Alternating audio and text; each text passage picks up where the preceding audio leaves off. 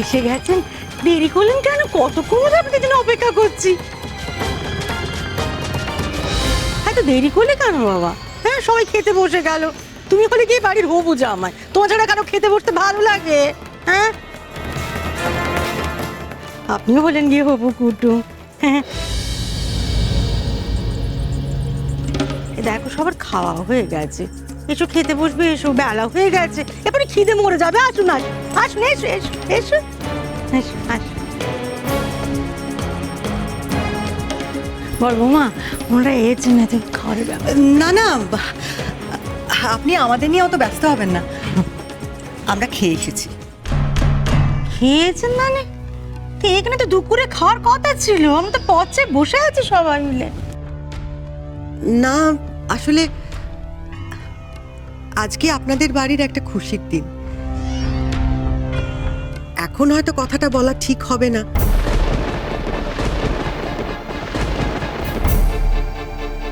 কিন্তু আবার না বললেও নয়, তাই এলাম। আপনারা সবাই খেয়ে নিন না, তারপরে না হয় কথাবার্তা হবে। কোন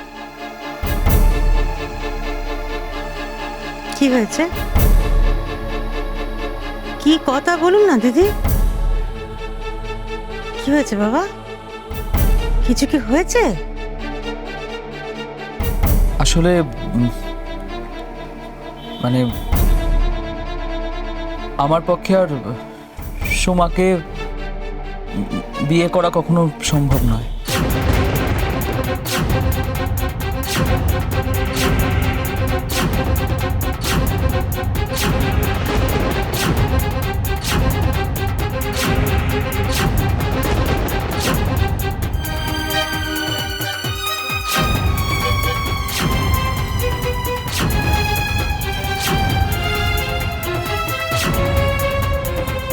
এসব কি বলছো বাবা?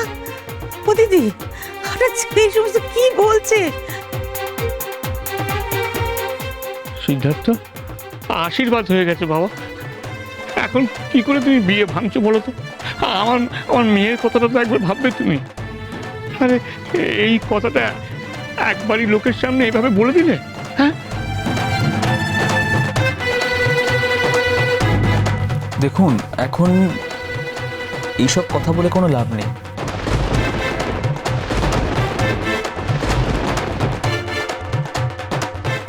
তার কারণ আপনার মেয়ে কিন্তু এই সব কিছুর জন্য দায়ী।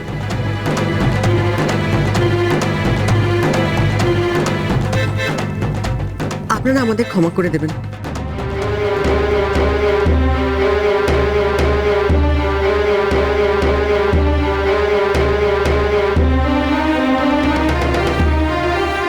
এই সম্বন্ধটা আর আমি এগিয়ে নিয়ে যেতে পারলাম না।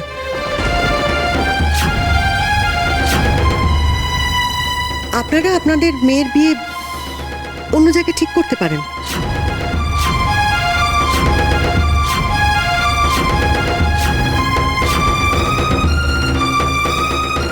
কি বলছেন দিদি? এমন কথা বলবেন না, আমাদের একটা সুযোগ দিন, এভাবে আমাদের পথে বসাবেন না। দেখুন, আমাদের পরিবার শিক্ষিত পরিবার, আমাদের সকলেই লেখাপড়া জানে। তাছাড়া আমি আপনার বড় ছেলের বউয়ের কথা জেনে এই বিয়েতে রাজি হয়েছিলাম। সিদ্ধার্থ চেয়েছিল সোমাকে বিয়ে করতে, কিন্তু যে মেয়ে কি চুপ করে আছেন কেন? কি জেনেছেন? কি আমার মেয়ের সম্পর্কে কি কথা জেনেছেন? কি অন্যায় করেছে আমার মেয়ে? কি করেছে? যে মেয়ে পরীক্ষার হলে টুকতে গিয়ে ধরা পড়েছে, তাকে আর যাই হোক আমার ঘরের বউ করে নিয়ে যেতে পারবো না।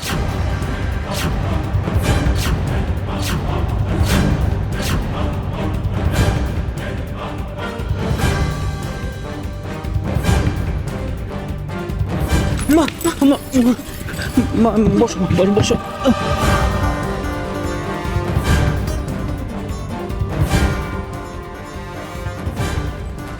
সোমা, সোমা, একদম ছবে না আমাকে। আমার এই সর্বনাশটা না করলে চলছিল না বলো? তুমি এবার খুশি তো বড় বৌদি? তুমি এবার শান্তি পাবে তো? সোমা তুমি আমার আমার মেয়ে টুকলি করে ধরা পড়েছে, এ কথা সত্যি।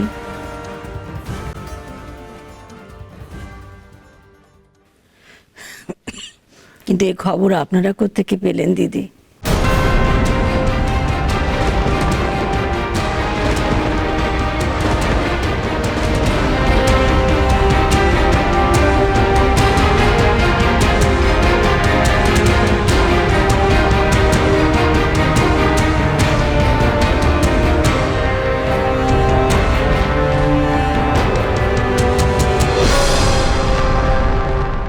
কাকুলি হাসছে কেন? ওকে কিছু জানে? আজকে তুমি আর তোমার মা আসবে এবং এসে সোমার সাথে তোমার বিয়েটা ভেঙে দেবে। মানে ওই দেখো আবার চমকে ওঠে। তোমার নিয়ে কি করি বলো তো? দেখো আমি ভালো কথা বলছি, যেটা বলছি সেটা করো।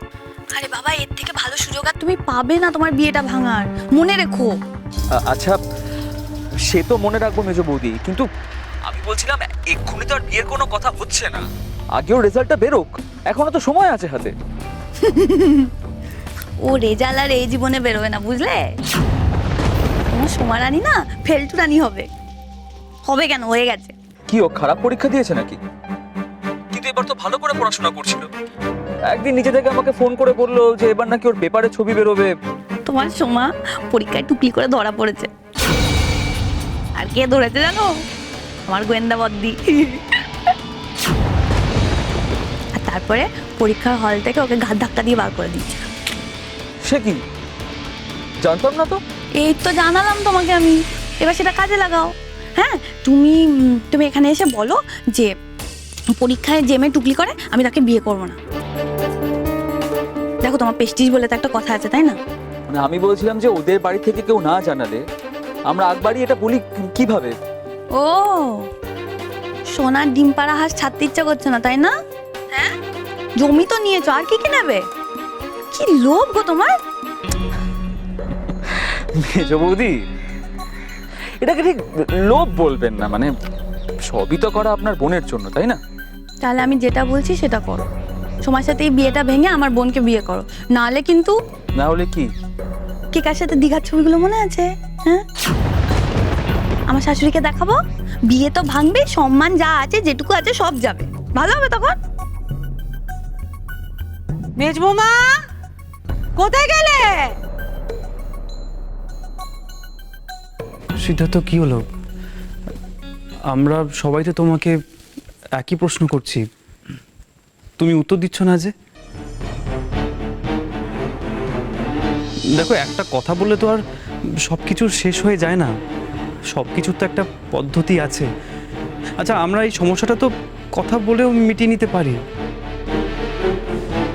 হ্যাঁ, ও টুকটিকি ধরা পড়েছে, কিন্তু তা বলে তুমি ওকে এত বড় একটা শাস্তি দিও না।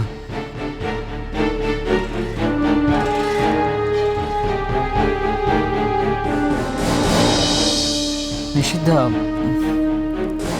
আমাদের আর কিছু বলার নেই। যা বলার ছিল আমরা বলে দিয়েছি, এবার যাব।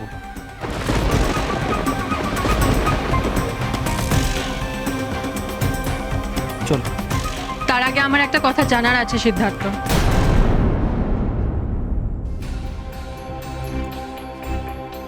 সোমার এই ব্যাপারটা তো তোমাদের জানার কথা নয়, তোমাদের নিশ্চয়ই কেউ ফোন করে জানিয়েছে, তাই না?